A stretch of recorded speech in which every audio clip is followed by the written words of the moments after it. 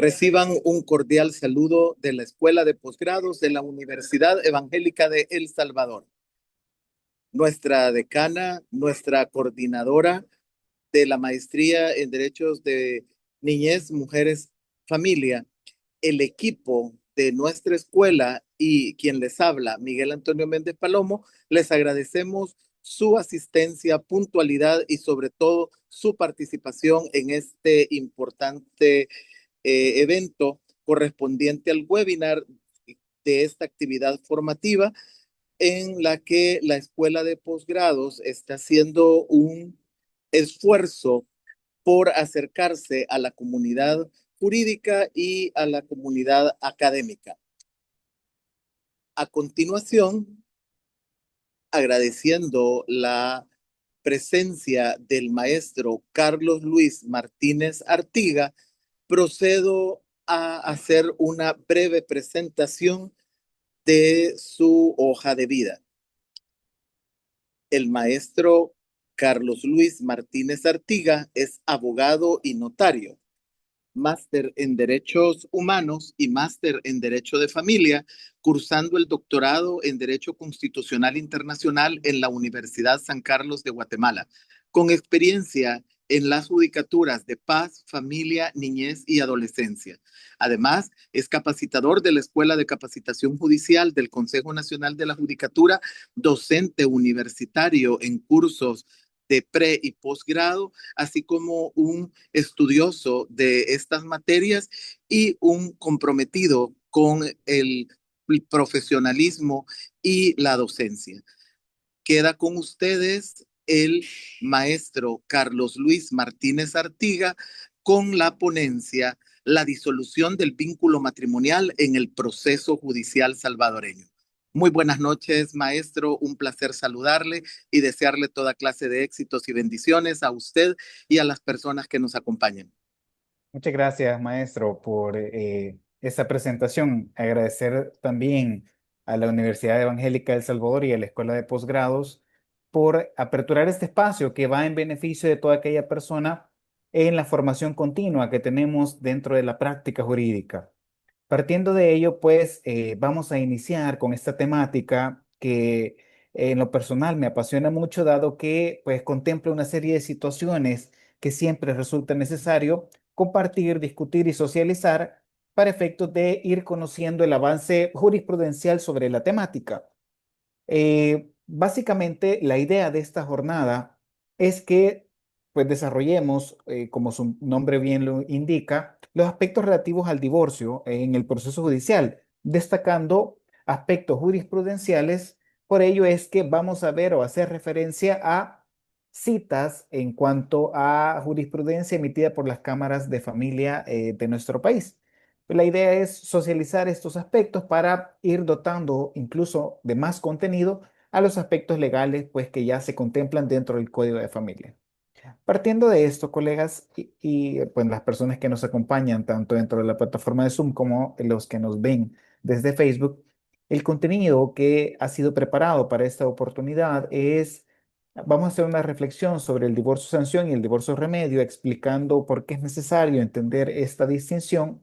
Vamos a hablar sobre los motivos de divorcio contemplados en nuestra legislación sobre los criterios de competencia en cada uno de estos motivos de divorcio, de igual forma vamos a discutir sobre las pretensiones que se conocen en el proceso judicial cuando se da la disolución del vínculo matrimonial, iniciando con las pretensiones relativas a la función parental, es decir, cuando hay hijos menores de edad. También vamos a hablar sobre la pensión compensatoria y la pensión alimenticia especial, estableciendo cuál es la distinción entre ambas y los presupuestos para que se establezcan. Y finalmente vamos a desarrollar lo relativo a la protección de la vivienda familiar y el uso de la vivienda familiar, siempre distinguiendo ambas pretensiones y en qué momento procede una u otra de estos aspectos. Al final de la ponencia, pues va a haber un espacio de preguntas para poder solventar cualquier inquietud que pueda ir surgiendo durante el desarrollo de la misma. Partiendo de eso, tenemos inicialmente esta idea de el divorcio sanción o el divorcio remedio. Vean que esta es una concepción que se tiene de cómo comprender la figura del divorcio, ya sea como sanción o ya sea como un remedio. Partiendo de esta idea, tenemos que tener claro un elemento histórico y es que el matrimonio tradicionalmente ha sido considerado como una institución para toda la vida.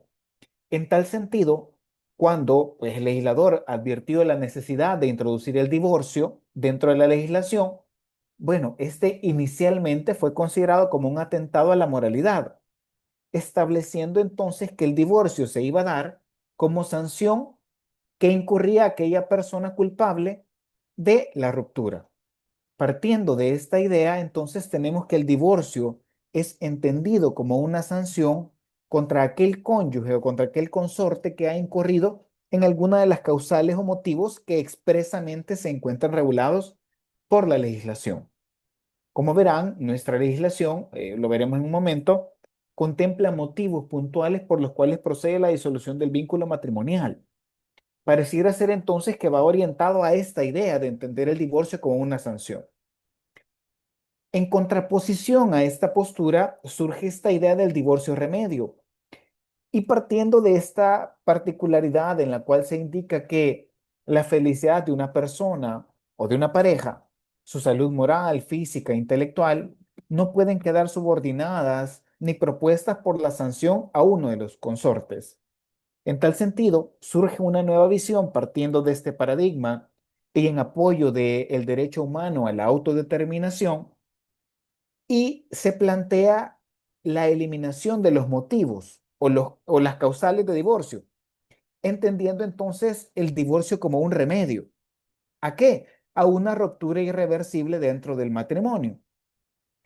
En este sentido, entonces vamos a que legislaciones de más avanzada van entendiendo la disolución del vínculo matrimonial no debe estar sujeta a un número clausus de supuestos que deben de acreditarse para que solo así el juez disuelva el vínculo matrimonial, sino que simple y sencillamente si se advierte la ruptura irreversible del matrimonio, entonces estas legislaciones dan el divorcio como una solución a esa situación.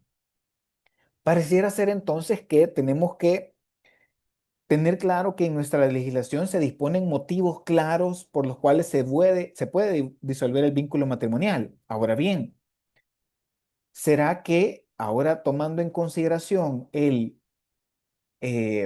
la Constitución de la República en la cual se le indica que el Estado es garante del vínculo matrimonial, ¿será que esta idea del divorcio remedio irá contra este precepto constitucional que dispone que el Estado debe fomentar el vínculo matrimonial? Lo cierto es que no. Países como Perú, por ejemplo, han determinado que si bien es cierto al Estado es de interés preservar, fomentar el vínculo matrimonial, lo cierto es que al Estado lo que le interesa es aquel vínculo matrimonial que cumpla las funciones de todo matrimonio. Por cuanto, si el matrimonio ya no cumple las funciones para las cuales dentro de la sociedad cumple, por ejemplo, proveer de miembros a la sociedad, dar ese soporte como familia, etcétera, en tal sentido, el divorcio remedio, pues, conlleva justamente a esa situación en la cual aquel vínculo matrimonial que ya no cumple con esta función, pues, se disuelve. Vean entonces que el divorcio remedio no se encontraría o el enfoque del divorcio remedio no va en detrimento de este precepto constitucional que en nuestro país determina que el Estado debe de fomentar y garantizar el vínculo matrimonial. Esto es importante entenderlo para determinar en qué sentido vamos a analizar las causales o los motivos que dispone nuestro legislador al momento de disolver el vínculo matrimonial. Para ello tenemos que el artículo 106 del Código de Familia establece tres motivos de divorcio. El mutuo consentimiento de los cónyuges, es decir, necesariamente es requerido que ambos consortes estén anuentes a disolver el vínculo matrimonial, dado que si uno de los dos no lo está, pues nos vamos a la etapa contenciosa, es decir, a los motivos contenciosos. ¿Cuáles son? La separación conyugal durante uno o más años consecutivos y el divorcio por ser intolerable la vida común entre los cónyuges. Importante tener claro, aunque parece algo lógico, pero importante tener claro que el motivo de divorcio a plantearle al juez, según nuestra legislación, corresponde determinarlo a la parte actora, es decir, al demandante, por dos principios básicos, el principio de autonomía de la voluntad y el principio de aportación. Entonces, en atención a los hechos que narren en la demanda o en su defecto que los cónyuges de común acuerdo decidan plantearlo a través de una solicitud, dependerá exclusivamente de quien accione el sistema jurisdiccional, ¿sí? Para determinar por cuál de estos motivos se va a decantar, ya sea el demandante o los solicitantes, para poder disolver el vínculo matrimonial. Dentro de nuestra legislación, o se configura uno de estos motivos o no hay disolución del vínculo matrimonial. Partiendo de eso, vamos a hablar sobre algunas particularidades de cada uno de estos motivos, iniciando con el divorcio por mutuo consentimiento. Tenemos que tener claro, estimadas y estimados colegas, que el divorcio por mutuo consentimiento, al haber consentimiento entre los consortes para disolver el vínculo, es una diligencia de jurisdicción voluntaria, es decir, pues su trámite inicia a través de una solicitud. Por ello, dentro de la lámina van a advertir más o menos el trámite a grandes rasgos de lo que se debe de cumplir. En principio, suscribir un convenio de divorcio dando cumplimiento a lo que disponen en los artículos 108 del Código de Familia y 204 de la Ley Procesal de Familia. ¿Sí? Básicamente el convenio va a versar sobre aspectos relativos a los hijos menores de edad o pensiones a disponer dentro de la disolución del vínculo matrimonial e incluso sobre los bienes que puedan resultar afectados por esta disolución. Luego, una vez listo el convenio de divorcio, se presenta la solicitud al juez competente por medio del apoderado de los solicitantes. Recordemos que en el proceso de familia, la postulación es obligatoria, por lo tanto, siempre es necesario el acompañamiento de abogado para cualquier tipo de trámite, independientemente sea jurisdicción voluntaria o sea dentro del trámite contencioso. Siempre se requiere la intervención de el apoderado, salvo obviamente que el demandante o los solicitantes fuesen abogados. Posteriormente, pues el tribunal analiza la solicitud, si ésta cumple los requisitos, admite la misma y celebra una audiencia de sentencia. La finalidad de esta audiencia de sentencia es que el juez califique el convenio de divorcio y lo apruebe siempre y cuando advierta que no se vulneran derechos ni de los hijos ni de los cónyuges. Caso contrario, el juez tiene la posibilidad en la audiencia de verificar u orientar en qué sentido se podría modificar ese convenio para posteriormente autorizarlo. ¿Sí? Por ello es que se establece la posibilidad al juez que pueda hacer las modificaciones procedentes para emitir la sentencia y finalmente, pues si el juez aprueba esta situación, se emite la sentencia definitiva. Es importante entender que dentro de este trámite, estimadas y estimados colegas, es necesario que los que intervienen ratifiquen el convenio de divorcio.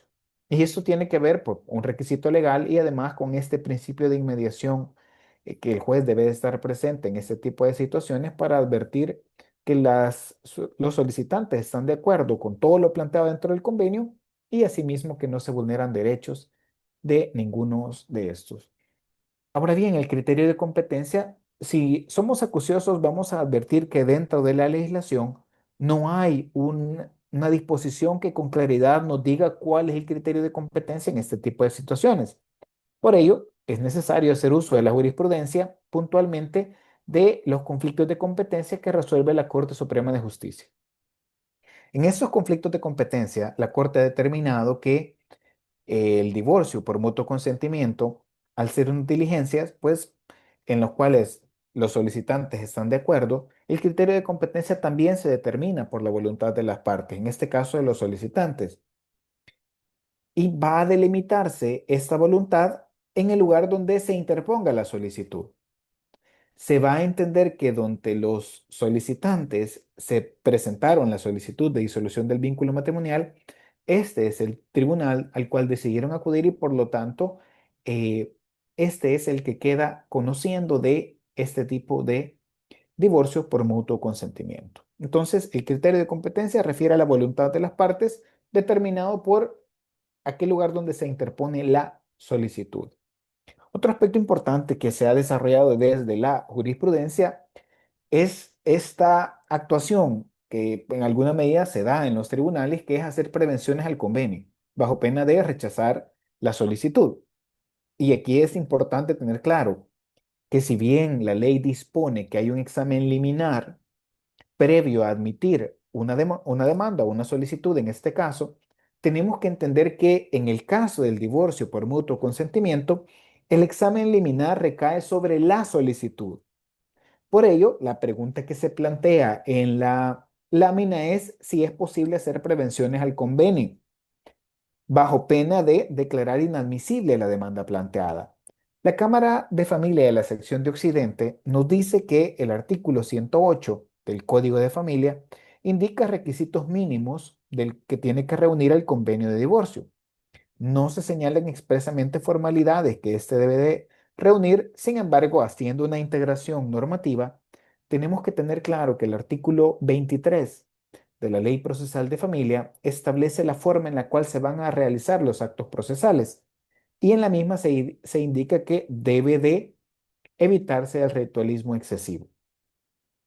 Para ello, se concluye que si bien pueden hacerse algunos señalamientos del contenido del convenio para que sean subsanados dentro de la audiencia de sentencia, digamos que no es garante, sobre todo al acceso a la justicia, al hacer prevenciones al convenio, bajo pena de rechazar la solicitud de divorcio por mutuo consentimiento. Porque ya la misma ley da la posibilidad que en la audiencia pues sea un momento para modificar el convenio. En tal sentido, si el convenio adolece de alguna situación, el tribunal puede advertirlo, darle trámite, admitir, garantizando así que esto se conozca en sede jurisdiccional y posteriormente en la audiencia de sentencia hacer las modificaciones correspondientes. Pero esto no implica entonces que van a hacerse prevenciones o encaminadas a rechazar una solicitud porque estaríamos vulnerando derechos del justiciable. La Cámara aclara, bajo esta referencia que tenemos en pantalla, que estos son aspectos que corresponden al convenio, no a la solicitud. La solicitud sí está sujeta a hacer las prevenciones para su admisión e inicio de la jurisdicción voluntaria. Otro punto importante para discutir sobre el divorcio por mutuo consentimiento es aquellos casos donde se emite sentencia sin desarrollar audiencia. Es decir, eh, hay colegas que le llaman a esto sentencias de pleno derecho, por cuanto la labor judicial, según sostienen, pues se limita a verificar ciertos aspectos formales y por ende, pues no, algunos consideran que ni siquiera es necesario celebrar audiencia. Bueno, la Cámara de la sección del centro también se ha pronunciado sobre este punto y básicamente ha dispuesto que ya la ley determina con claridad cuáles son las etapas procesales que cumplen las diligencias de jurisdicción voluntaria. En tal sentido, dentro de esta etapa hay una audiencia de sentencia y que en el divorcio por mutuo consentimiento, pues tiene una finalidad importante, garantizar un principio de inmediación judicial y verificar la no vulneración de derechos a los solicitantes. Por ello, la Cámara concluye que la audiencia de sentencia como acto procesal no puede ser omitido por el juez en este tipo de trámite. Es decir, no hay tal sentencia de pleno derecho, ¿sí? Hay que cumplir con el trámite que el legislador ha dispuesto para poder el juez calificar el convenio y decretar el divorcio. No son simples formalidades, colegas, sino que devienen de derechos, incluso de orden constitucional, como lo es el debido proceso, o como la Constitución o la Sala de lo Constitucional lo llama, el proceso constitucionalmente configurado. Entonces, no podemos omitir una etapa tan importante. Hablando un poco ahora del divorcio por separación conyugal, tenemos que este claramente es un motivo que conlleva una infracción reiterada al derecho de vivir juntos. La ley determina que este divorcio procede cuando por lo menos la separación ha durado un año de forma consecutiva. Ahora bien, ¿qué pasa si no ha durado el año? Es claro que pues, no se cumple el presupuesto legal y por lo tanto esa demanda ya sería improponible. Hay que tener en cuenta que también la jurisprudencia ha desarrollado qué es lo que debemos entender por separación o qué elemento supone la separación. Y tenemos que entender que la separación conyugal deben de verificarse dos elementos que son complementarios y conllevan a que en efecto se advierta que hay separación. El elemento objetivo, o más bien el elemento subjetivo que implica esta falta de voluntad de uno de los cónyuges de no continuar con la relación matrimonial. Y el elemento objetivo es que los cónyuges residan en lugares diferentes, es decir, que ahí existe una separación física, lo cual trae como consecuencia que la convivencia ha sido interrumpida, es decir, que no vivan bajo un mismo techo o en una misma casa. Esto porque la narrativa muchas veces se plantea esta situación en la cual se indica que las personas pues continúan viviendo juntos, lo cual implica que si residen todavía juntos no se da la separación conyugal porque el elemento objetivo está ausente. Ello es importante tenerlo claro y esto podría advertirse en la narrativa de la demanda al momento de ser presentada. Luego tenemos el divorcio por ser intolerable la vida común entre los cónyuges. Sobre esto tenemos que tener claro que la ley contempla una amplia gama de conductas que puede ser realizada por cualquiera de las partes que vuelven imposible la vida en común entre ellos. Cuando hablamos de esta situación, el artículo 106 del Código de Familia nos da algunos lineamientos para que entendamos cuándo es que la vida ha sido ya intolerable entre los cónyuges y nos habla del incumplimiento grave de los deberes del matrimonio, pero también habla del incumplimiento reiterado de esos deberes, aunque no sean de gravedad, pero la reiteración implica justamente que pues, se configure el motivo de divorcio. La mala conducta notoria de los consortes o cualquier otro hecho grave semejante. Básicamente, el artículo 106 determina esas cuatro posibilidades al momento de que se configure este motivo de divorcio. Recordemos que los deberes del matrimonio están regulados por la ley y están allá por el artículo 36 del Código de Familia, que básicamente son pues, guardarse fidelidad, guardarse respeto, asistirse en toda situación. Todo ello se implica que en caso de incumplimiento de estas situaciones, ya sea grave o reiterado, pues podría configurar que se dé este supuesto para poder darse la disolución del vínculo matrimonial. Un aspecto importante sobre este divorcio, como le conocemos en la práctica, bajo la tercera causal, es quién está legitimado para promover el divorcio, es decir, quién puede plantear una demanda de este tipo. El artículo 106, en su inciso segundo, establece que el divorcio por intolerabilidad puede ser solicitado, y vean cómo lo establece el artículo, solo por el cónyuge que no haya participado en los hechos o actos que originaron el motivo. Es decir, que yo como demandante de un divorcio por intolerabilidad, si el incumplimiento fue de los deberes del matrimonio fue una infidelidad, por ejemplo, entonces quien va a promover ese divorcio es el que ha sido víctima de la infidelidad, no el que la ocasionó.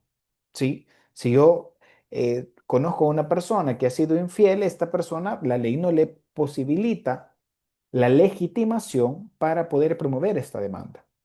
Pero podría darse el supuesto, ¿y qué pasa si ambos cónyuges participaron en los hechos que conllevaron a que la vida se convirtiera intolerable?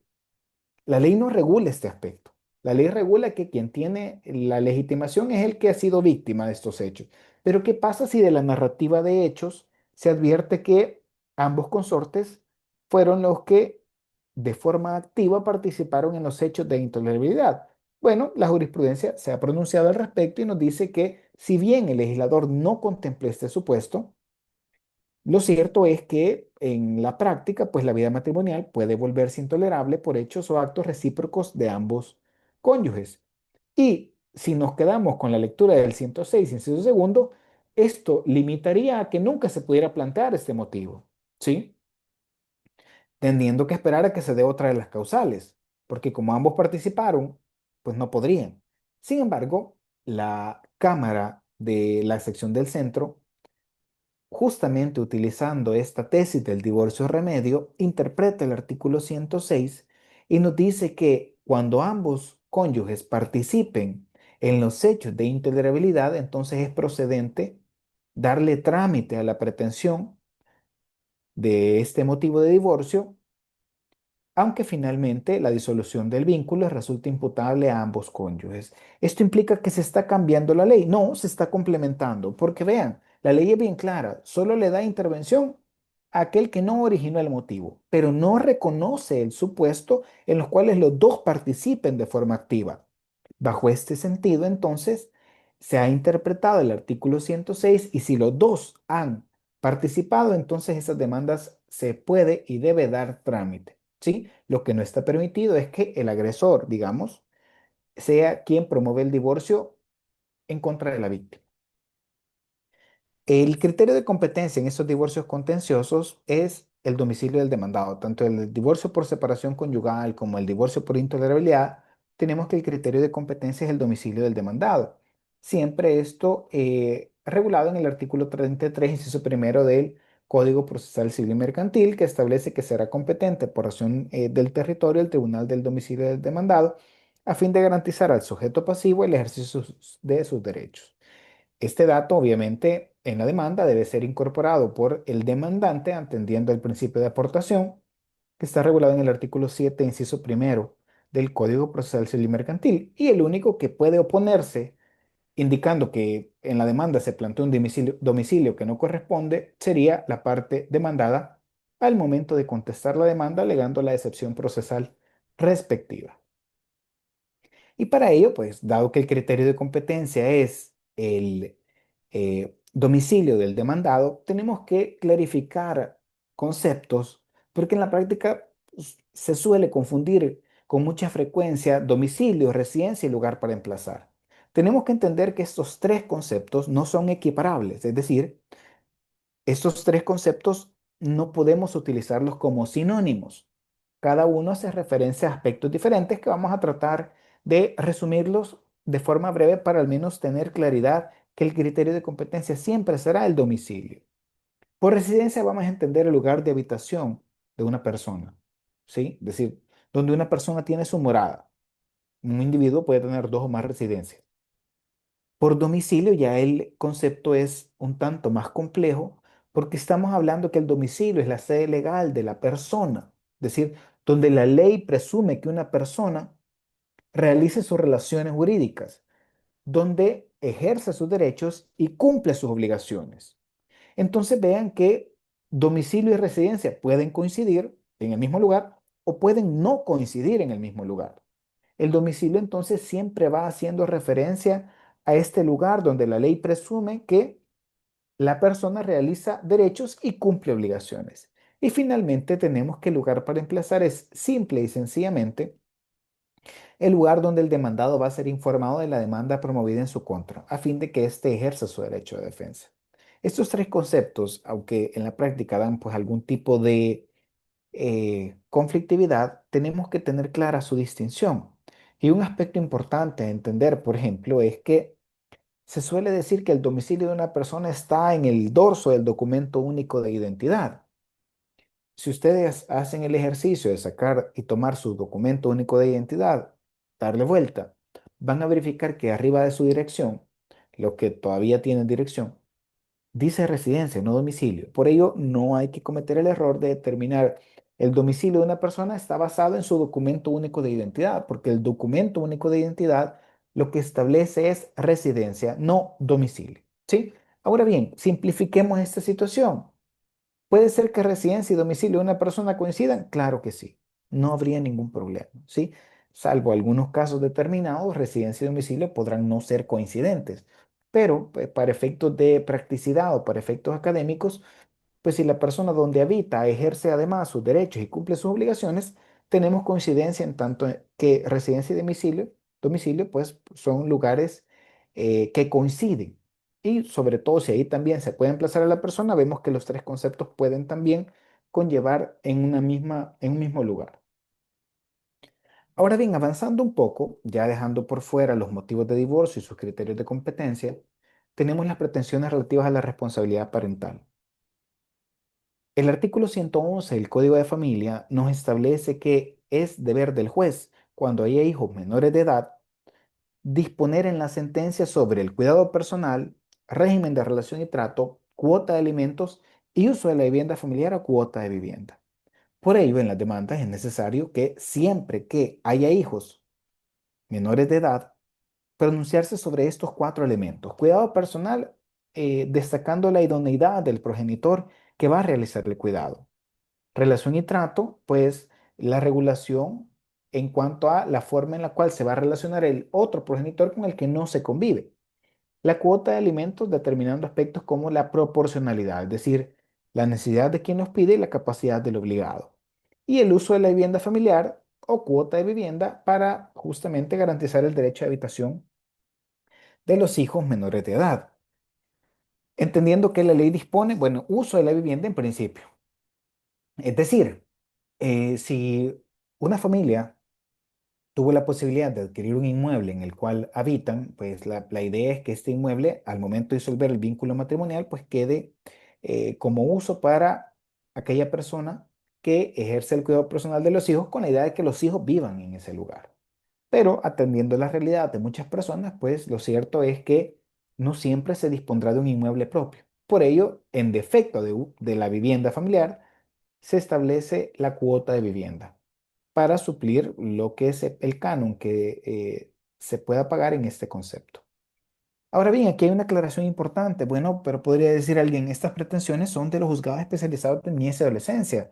A partir de enero del 2023, cuidado, régimen, alimentos son competencia de los juzgados de niñez. Aquí hay que hacer una aclaración.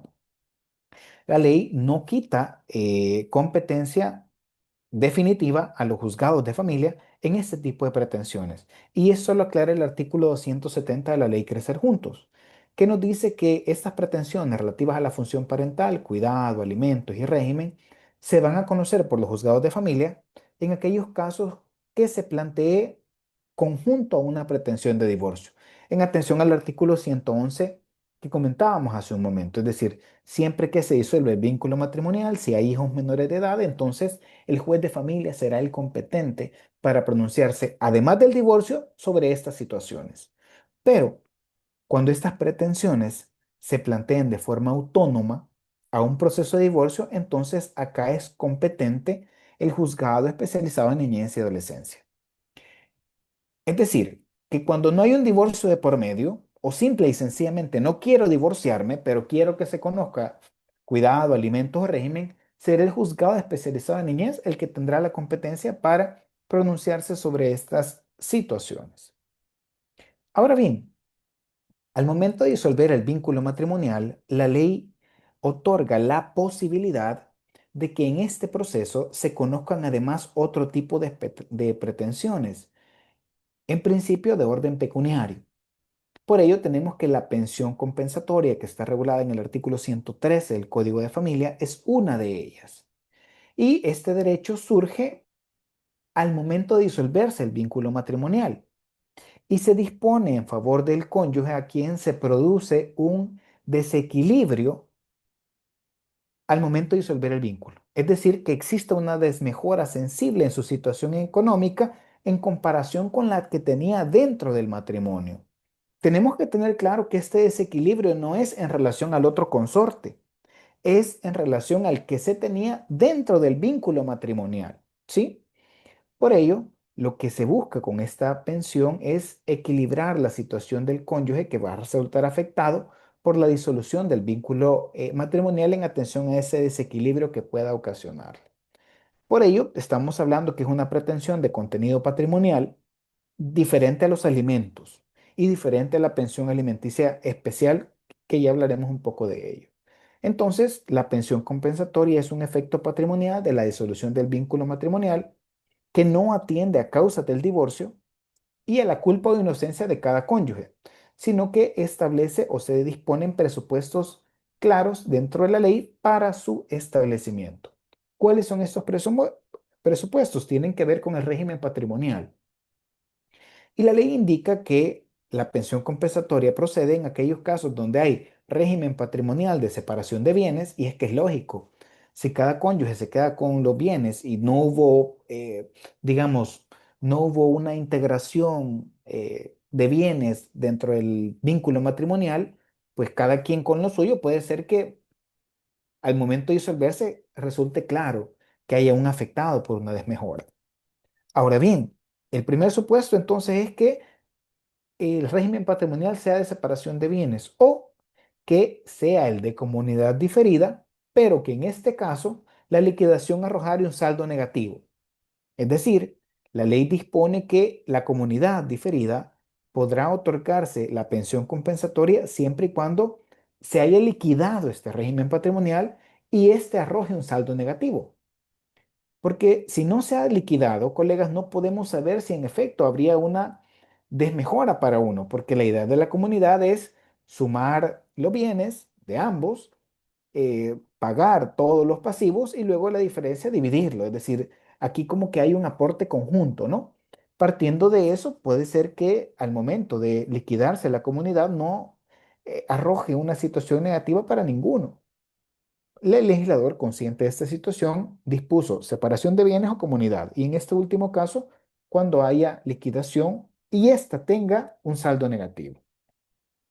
Siempre dentro de los supuestos debe de acreditarse el desequilibrio que implique una desmejora sensible respecto a la que se tenía en la convivencia matrimonial, y para establecer la cuantía, el artículo 113 dispone algunos elementos que se deben tomar en cuenta: los acuerdos a los que hubiesen llegado los cónyuges, la edad y el estado de salud, calificación profesional, probabilidad de acceso a un empleo, la dedicación pasada y futura a la atención de la familia, la duración del matrimonio, la colaboración con el trabajo en las actividades particulares del otro cónyuge y el caudal y medios económicos. La jurisprudencia también ha sido clara en que no deben de configurarse o verificarse todos estos aspectos, sino que la idea es que se tomen en consideración para establecer su cuantificación, es decir, de cuánto se va a establecer la pensión compensatoria. También, al momento de disolver el vínculo matrimonial, tenemos la posibilidad de la pensión alimenticia especial, que también está supeditada a la disolución del vínculo, y la ley nos dice que aquí sí aclara el legislador que esta pensión alimenticia especial será para aquel cónyuge que no haya participado en los hechos que originaron el divorcio, ¿sí? Y este cónyuge además debe de adolecer de una discapacidad o minusvalía que le impida trabajar, o, en su defecto, que hubiese sido declarado incapaz y no tuviera medios de subsistencia suficientes. Entonces, en el divorcio se va a decretar el pago de una pensión alimenticia que se fijará de acuerdo a posibilidades económicas y las necesidades especiales del alimentario. Ahora bien, es importante entender qué es lo que se ha dicho y qué vamos a entender por discapacidad o minusvalía. Discapacidad son aquellas consecuencias de la deficiencia desde el punto de vista del rendimiento funcional de la actividad de una persona. Es decir, las discapacidades representan aspectos que trastocan el nivel personal, mientras que la minusvalía hace referencia a las desventajas que experimenta la persona como consecuencia de esa deficiencia o discapacidad. Y ahí como que son dos aspectos que buscan complementarse para aclarar que la pensión alimenticia procede en los dos supuestos, ¿sí? Por ello decimos que las minusvalías reflejan una interacción y adaptación del individuo al entorno, mientras que la discapacidad es algo que va directamente o afecta directamente a la persona. El presupuesto para su otorgamiento, como lo vimos del concepto, que el cónyuge beneficiado no participe en los hechos que motivaron el divorcio, adolecer de una discapacidad o minusvalía que le impida trabajar, o haber sido declarado incapaz y no tener medios para subsistir. Para determinar la cuantía, aquí sí nos aplicamos lo mismo que los alimentos, que son posibilidades económicas del obligado y necesidades especiales del alimentario. Acá tenemos algunas diferencias para tener claridad de cuándo es pensión compensatoria y cuándo es pensión alimenticia especial. Y pues tenemos que la finalidad de la pensión compensatoria es retribuir el esfuerzo y dedicación del cónyuge, a quien se le ha generado una desventaja por la disolución del vínculo matrimonial. Mientras que la pensión alimenticia especial requiere que exista una discapacidad o una minusvalía y es de carácter asistencial, ¿sí? Es decir, presupone entonces que hay un cónyuge que no puede desenvolverse en un mundo de vida laboral. Por ello necesita recibir atención especializada. Por otra parte, tenemos que la pensión compensatoria no tiene esta naturaleza asistencial, pues busca reconocer un esfuerzo y dedicación de uno de los cónyuges y evitar injusticias. Mientras que la pensión alimenticia lo que busca es que el consorte no quede desamparado. También tenemos que hacer una distinción entre la pensión alimenticia especial y los alimentos. Recordemos que en materia de familia es permitido que se deban alimentos recíprocamente los cónyuges. Sin embargo, la pensión alimenticia especial es una pretensión que únicamente puede plantearse juntamente con el divorcio, es decir, no es una pretensión autónoma. Estamos hablando de la pensión alimenticia especial. Mientras que la pretensión de alimentos sí eh, debe de plantearse de forma autónoma, es decir, obviamente no tengo que estarme divorciando para poder demandar a mi consorte en cuotas de alimentos, ¿sí? Por ello, la pensión alimenticia especial debe pedirse y tramitarse en el proceso de divorcio. No puede iniciarse en un proceso para demandar únicamente la pensión alimenticia especial. Mientras que en el proceso de alimento de cónyuge es posible fijar una cuota alimenticia provisional, por ejemplo, mientras se está discutiendo en el proceso los alimentos, pero en el caso de la pensión alimenticia especial no podría fijarse alimentos de forma provisional porque estamos supeditados al presupuesto que se disuelve el vínculo matrimonial. Y esto se hace en la sentencia. De ahí que carece de lógica la implementación de una medida cautelar en este sentido. Para ir finalizando, estimadas y estimados colegas, tenemos que haré una distinción breve, porque ya me dicen que el tiempo se ha cumplido, entre el uso de la vivienda familiar y la protección a la vivienda. El uso de la vivienda familiar está supeditada a la sentencia de divorcio cuando haya hijos menores de edad, ¿sí? La idea es que a quien se le otorgue el cuidado personal también haga uso de la vivienda familiar en beneficio de los hijos, mientras que la protección a la vivienda familiar, estamos hablando que es una situación que es atinente únicamente a los cónyuges cuando no puede obtenerse el consentimiento de uno de ellos para establecer un lugar o un inmueble protegido para que sirva a estos fines de la vivienda familiar. No estamos hablando aquí de una situación donde intervienen hijos o interviene cuidado personal, sino que estamos hablando falta de acuerdo entre los consortes para disponer de cierto bien y su protección en la vivienda familiar. Entonces es el juez quien decide esta situación. Ambas figuras tienen esta misma finalidad de garantizar el derecho de habitación. Sin embargo, la protección en la vivienda es un mecanismo de control que limita la gestión del cónyuge titular del derecho de dominio sobre el inmueble, mientras que el uso de la vivienda familiar constituye un aspecto accesorio al divorcio que el juez debe resolver cuando hubieran hijos sometidos a la responsabilidad parental. Y cumpliendo con el tiempo, pues esa ha sido mi intervención. Concedo de nueva cuenta los micrófonos al maestro Palomo.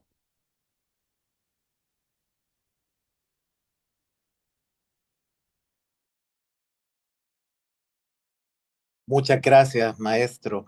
Realmente se nota la experiencia en la docencia, sumamente claro, ordenado y en tiempo. Muchas gracias. En este momento hago una acotación para que se quede pendiente. De acuerdo a la agenda, tenemos una intervención por parte de nuestra compañera, la licenciada Gabriela Aguilar, para darnos información relevante respecto de nuestra maestría. Y posteriormente volvemos con usted porque hay una serie de mensajes de agradecimiento y también algunas preguntas para conocer su criterio en relación a esta integración normativa y jurisprudencial para resolver aspectos prácticos. cedo el uso de la voz a la licenciada Gabriela Aguilar, con importante información de nuestra maestría.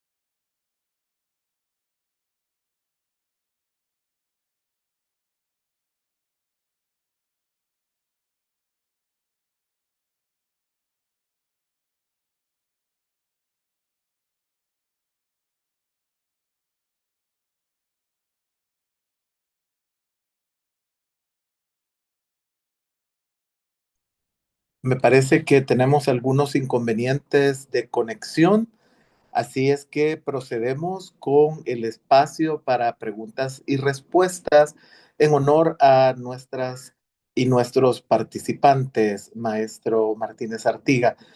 Fíjese que antes que nada es menester manifestarle que hay una serie de mensajes en el chat y por supuesto la mayoría son de reconocimiento a la excelente ponencia, muy clara y ordenada y muy esquemática en cuanto a haber abordado en integridad, dice el tema del divorcio, incluso desde una perspectiva histórica. Y le saludan desde San Vicente, dicen. Tenemos por aquí algunas preguntas, voy a tratar de integrarlas por razones de tiempo.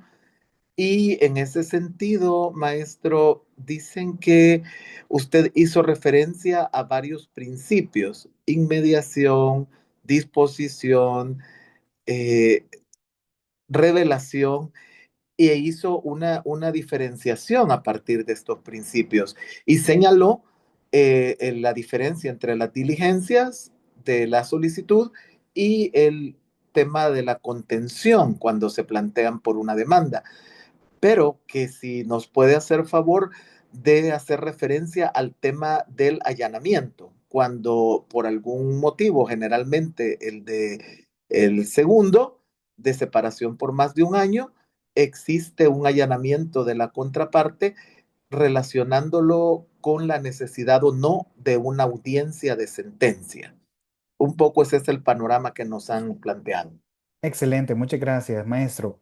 El allanamiento en la Ley Procesal de Familia se regula en el artículo 47 y básicamente podemos resumir, para abordar de forma puntual la inquietud, es que si el allanamiento es sobre la totalidad de pretensiones sometidas a debate, es decir, si en un divorcio hay tres pretensiones adicionales al divorcio y el allanamiento es sobre todo, ya la ley claramente dispone que sin más trámite se va a dictar sentencia.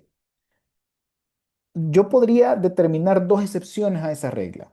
La primera es cuando el allanamiento no es total. Si el allanamiento es total, entonces sí tendremos que culminar todas las etapas procesales para ir hasta la audiencia de sentencia y poder resolver allá todas aquellas pretensiones que no hubiesen estado sometidas al allanamiento.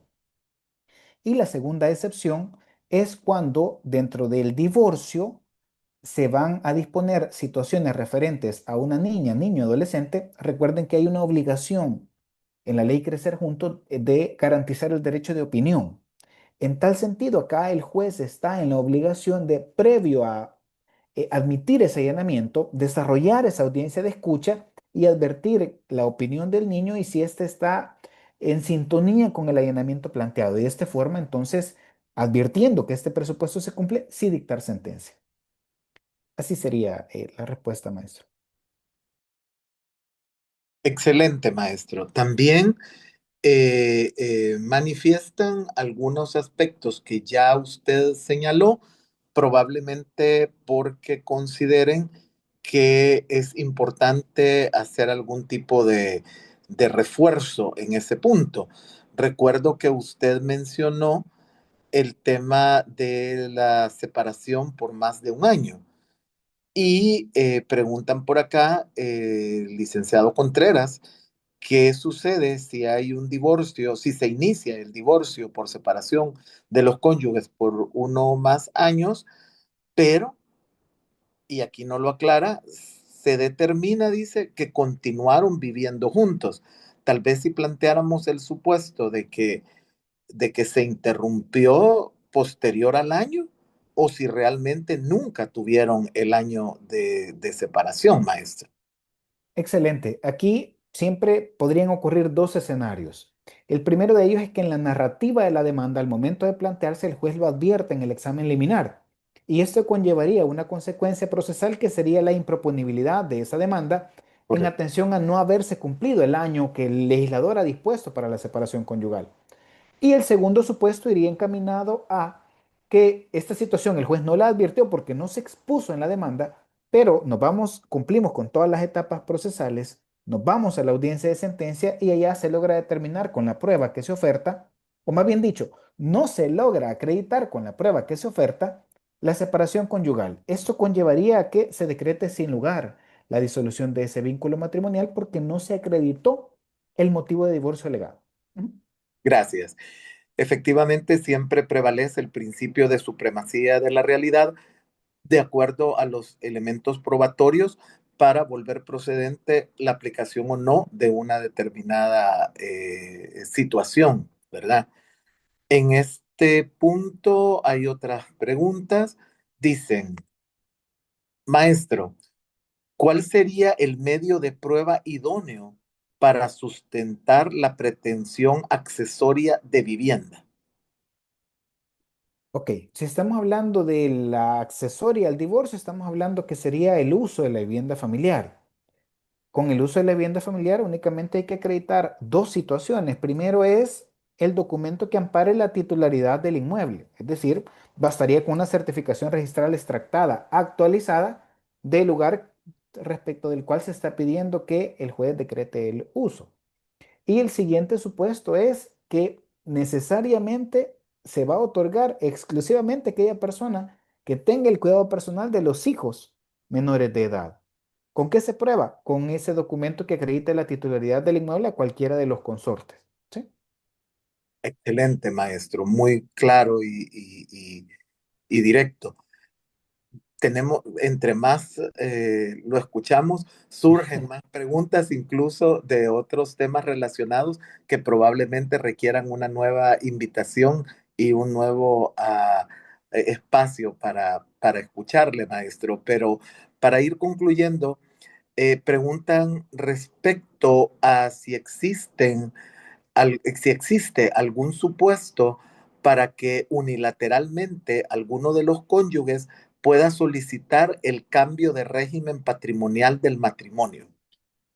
Unilateralmente no recuerdo que exista un motivo contemplado en la ley que lo permita.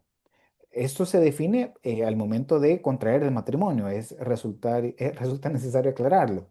Si Correcto. posteriormente hay un cambio posterior, esto también la ley lo permite, sin embargo, debe de existir anuencia de ambos cónyuges, dado que podría inferirse que quien lo quiere cambiar es justamente para no ser o no verse, ¿cómo podríamos decirlo de una manera amigable? No verse afectado de pues las situaciones que devienen de este vínculo patrimonial, ¿no? No cumplir con alguna obligación Correcto, sí. finalmente pactada. Así es. Excelente. Sí, es que se dan una serie de peticiones en los procesos familiares y surgen estas dudas por parte de nuestras compañeras y compañeros de la profesión. También preguntan respecto que usted abordó el tema de una liquidación previa del régimen patrimonial para establecer el tema de una pensión compensatoria, que si pudiera profundizar un poquito más en ese punto. Excelente. Vean, allá por el artículo 46, déjenme ver, del Código de Familia, no, es mucho antes, del 41 y siguientes del Código de Familia se dispone todo lo referente al régimen patrimonial del matrimonio. Ahora bien, tenemos que entender que una vez constituido, este debe de disolverse y liquidarse. Disolverse es, pues, ya no surte efectos. Generalmente esto se da como una consecuencia de la disolución del vínculo matrimonial, generalmente. Sin embargo, dependiendo del régimen patrimonial, también la ley permite que pueda disolverse y liquidarse de forma previa. Y esto lo dispone en el caso de la participación en las ganancias, el artículo 54, y yo hice alusión a la comunidad diferida, que también ya la ley dispone la situación en la cual este puede disolverse y posteriormente liquidarse, y está a partir del artículo 72. Este artículo 72 es clave para entender cuándo yo puedo disolver judicialmente este régimen patrimonial, no necesariamente al momento del matrimonio. Vean lo que dice esta disposición, artículo 72. La comunidad diferida se disuelve por resolución judicial a solicitud de alguno de los cónyuges en cualquiera de los casos siguientes y habla de tres supuestos. Cuando el otro cónyuge fuere declarado incapaz, ausente, en quiebra o concurso de acreedores o condenado por incumplimiento de los deberes familiares. El segundo motivo es por realizar el otro actos dispositivos o de gestión que fueren fraudulentos o irrogaren daño o peligro en derechos en la comunidad. Y el tercero, si el otro cónyuge lo hubiera abandonado o estuvieran separados durante 6 meses consecutivos por lo menos. Lo cual invita que este tipo de trámite pueda plantearse de forma autónoma previo a disolver el vínculo matrimonial. Y ahí una vez disuelto y liquidado, entonces ya se cumpliría el supuesto de la pensión compensatoria, es que si arroja un saldo negativo, en este tipo de régimen aplica la situación. Excelente. Última pregunta, maestro, por razones de tiempo, no porque aquí nos quedaríamos más disfrutando de sus respuestas. En el caso de esta disolución y liquidación, en temas de generar un inventario o una especie de balance para proceder de esta manera, si es requisito indispensable o no el contar con algún tipo de experticia o con algún tipo de profesional financiero contable que coadyuve al establecimiento de esa liquidación del régimen patrimonial. Excelente, vean, pues en principio tenemos que tener claro dos situaciones. La primera es que el requisito para hacer el inventario está determinado en el Código Civil. No recuerdo con precisión el articulado, pero allá en el código está dispuesto algunas situaciones que son aplicables a esta materia. Ahora bien, aquí hay que entender dos momentos. Para plantear la demanda, digamos que dentro de la narrativa hay que hacer este ejercicio de determinar todos los activos y pasivos. Para eso, obviamente, el abogado será el encargado de, al momento de redactar, ser acucioso para determinar con precisión qué es lo que corresponde a la comunidad conyugal. Ahora bien, recordemos que todo esto debe de acreditarse y es donde yo advierto que sí resultaría necesario la intervención de un perito, por ejemplo, que pudiese, en aquellos casos donde es cuantioso, digamos, los bienes que pudiesen existir, sí se necesitaría de prueba específica con alguien con la pericia correspondiente para poder determinar con precisión algunas situaciones, porque recordemos que quizás nosotros lo vemos en atención a solo bienes, pensar casas, por ejemplo. Sin embargo, habrá que tomar en consideración que en muchas ocasiones no solo pues están hablando ahora incluso de aspectos relativos a criptomonedas, por ejemplo. Entonces sí se necesitaría obviamente de una persona con la experiencia necesaria para poder acreditar esta situación y determinar qué es lo que se incorpora dentro de la comunidad para posteriormente hacer este ejercicio de eh, pagar todos los pasivos y la distinción, hacerla, la diferencia, dividirla entre los cónyuges. Entonces, maestro, podríamos decir que como en tantos aspectos jurídicos, lo importante es no quedarnos encerrados en una interpretación literal, sino ver los aspectos necesarios, proporcionales e idóneos para resolver cada situación por parte de la judicatura.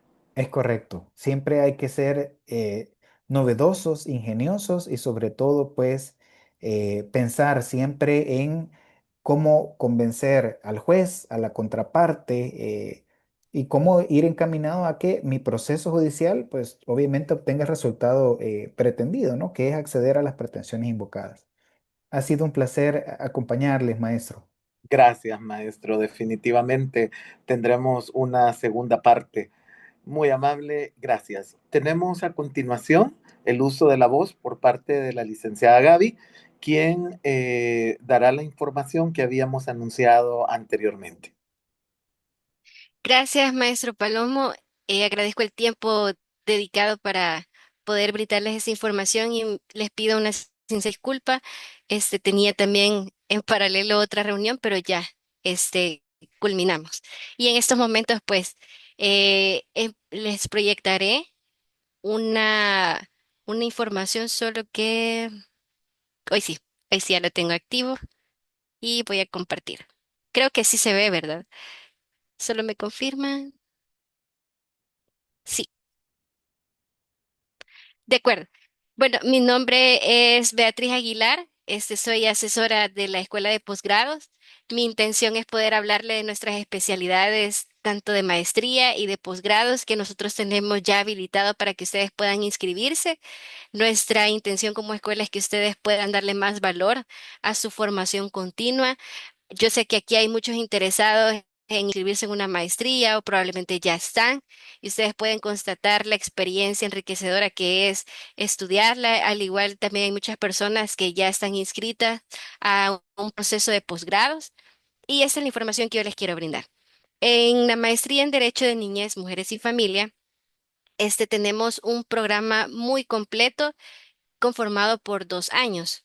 Este se conforma por 4 ciclos académicos, en el que inicialmente ustedes, para inscribirse y reservar su cupo, van a pagar $100. ¿Por qué $100? Si aquí ustedes ven en pantalla que está a 200, porque nosotros estamos aportando el 50% de matrícula para nuevo ingreso, también para graduados, para colaboradores de instituciones públicas y también para personas provenientes de una empresa o grupo familiar.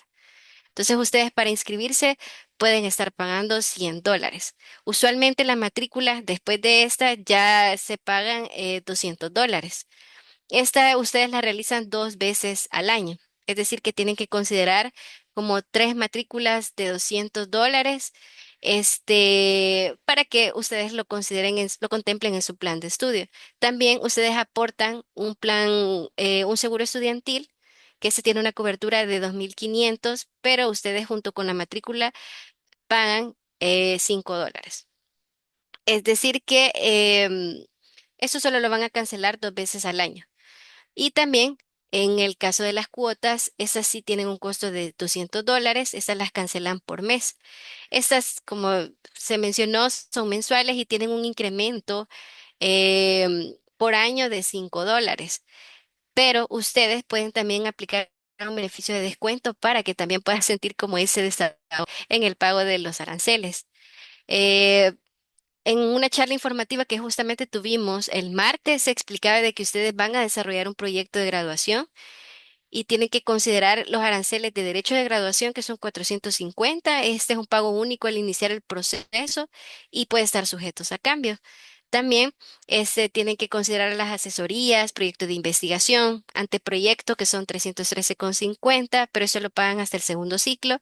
También el informe final, que es de 313,50, lo pagan hasta el cuarto ciclo, haciendo un total de 620. ¿Cuáles son los descuentos disponibles?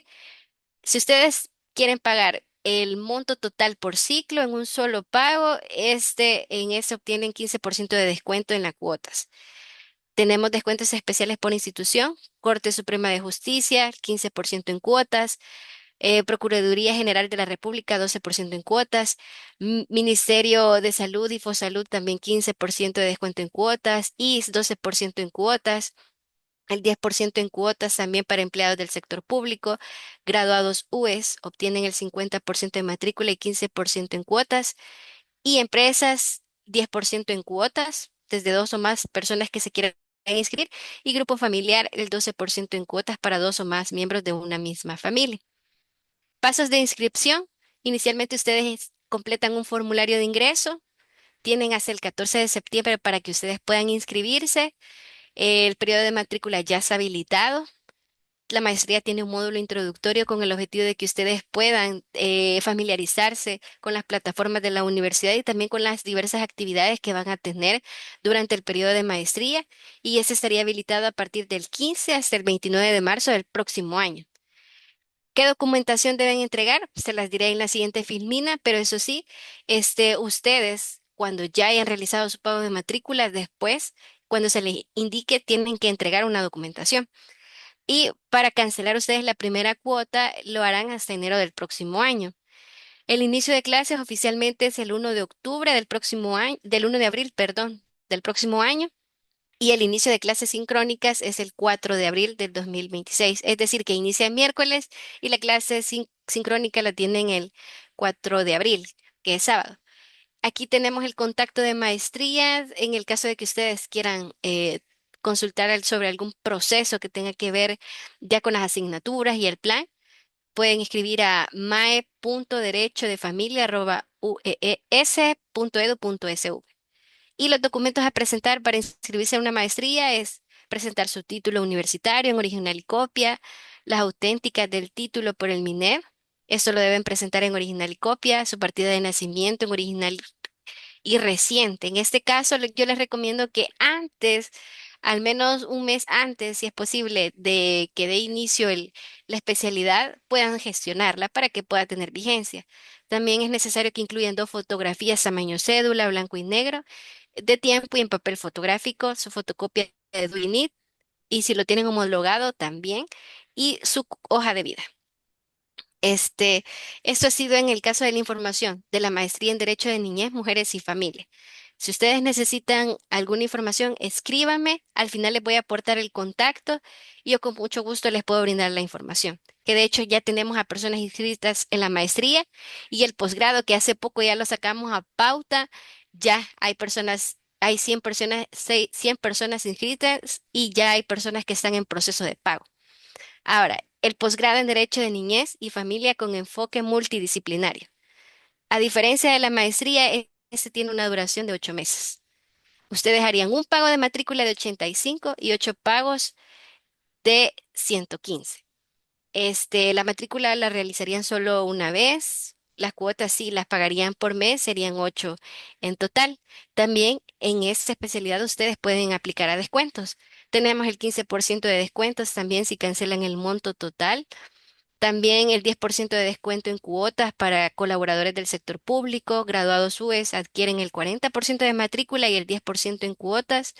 Docentes también de pregrado y posgrado, tiempo completo, tiempo parcial y hora clase, tienen el 10% en cuotas.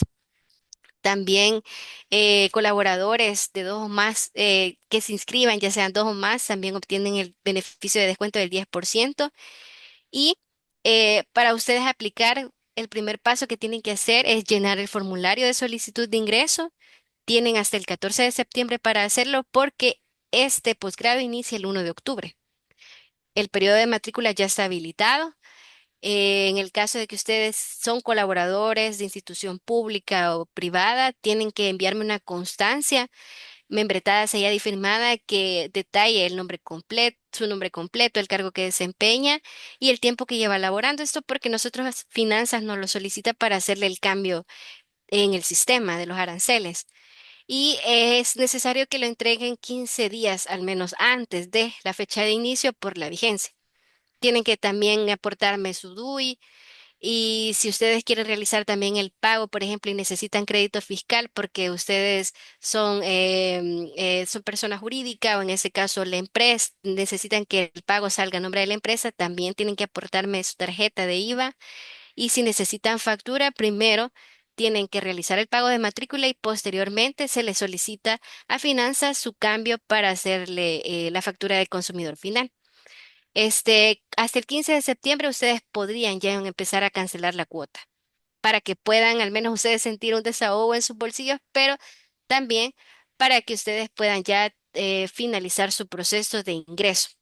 El inicio de clases es el 1 de octubre, clases sincrónicas el 4 de octubre siempre de este año. Y aquí está también el mismo contacto de maestrías, sería mae.derechofamilia@uees.edu.sv. Aquí les comparto también las plataformas institucionales con las que cuenta el estudiante, la plataforma de autogestión universitaria para realizar el proceso de pago y el campus virtual de simulación en el que aquí ustedes van a ver todos los módulos con los que van a recibir acompañamiento académico en todo su proceso de posgrado. Y aquí están mis contactos. Beatriz Aguilar, asesora académica, Escuela de Posgrados. Pueden escribir al 68550011. Les repito, 68550011. Pueden también hablar al teléfono directo 2246-5305. Sería 2246-5305 y mi correo electrónico es beatriz.aguilar@uees.edu.sv y también está el correo de posgrados, posgrados@uees.edu.sv. Aquí pueden escanear también si están en una computadora o pueden tomar capturas si están en el celular y luego escanear a través de una app. Y pues ha sido un placer haberles informado acerca de nuestras especialidades. Nuestra intención como escuela de posgrados es seguir formando líderes con más valor profesional. Gracias, maestro Palomo, por el tiempo otorgado. Gracias a usted, maestra Aguilar. Es un placer saber que tenemos ese punto de contacto con usted y con el resto del equipo. Y estoy seguro que habrán muchas inquietudes en relación tanto a la maestría como al posgrado con este nuevo enfoque. Así es que gracias y para el cierre dejo a nuestra coordinadora, la maestra Emma Patricia Muñoz Cepeda. Muy buenas noches a todas y todos. Gracias, maestro Méndez Palomo. En primer lugar, agradecer al maestro Carlos Luis Martínez Artiga, graduado de la maestría en Derecho de Familia. Es un honor contar con su participación, con este tiempo que nos ha dedicado y específicamente para continuar con esta dinámica de tener estos espacios académicos que nos enriquecen. Y ha sido muy interesante la participación, las preguntas que se han generado y eso es algo que nos llena de satisfacción porque el tema, ese era el objetivo, generar una duda, que construir nuevo conocimiento y a partir de su experiencia, maestro, es importante. Siéntase en casa porque es un maestro de posgrados y de la Universidad Evangélica de El Salvador, así como todas ustedes, tanto pueden formar parte de la maestría, como bien lo mencionaba maestra Aguilar, y a quien le agradezco su tiempo y la información, pueden formar parte de la maestría como de el posgrado que se está implementando. Gracias por su tiempo, por habernos acompañado y efectivamente esta ponencia que hemos tenido y que hago extensiva las felicitaciones al maestro, tanto en Facebook, que se está transmitiendo, ustedes podrán verla a través de Facebook y de esa forma tomar, podemos decirlo, tomar nota de algunos aspectos que quedaron por ahí en el tintero y de esa manera continuar en este aprendizaje.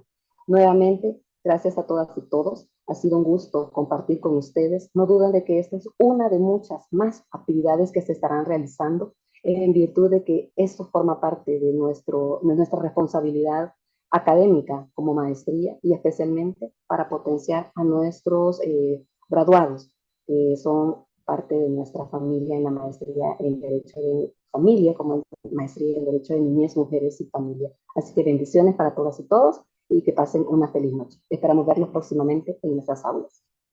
Buenas noches. Buenas Buenas noches. noches. Buenas noches, maestro.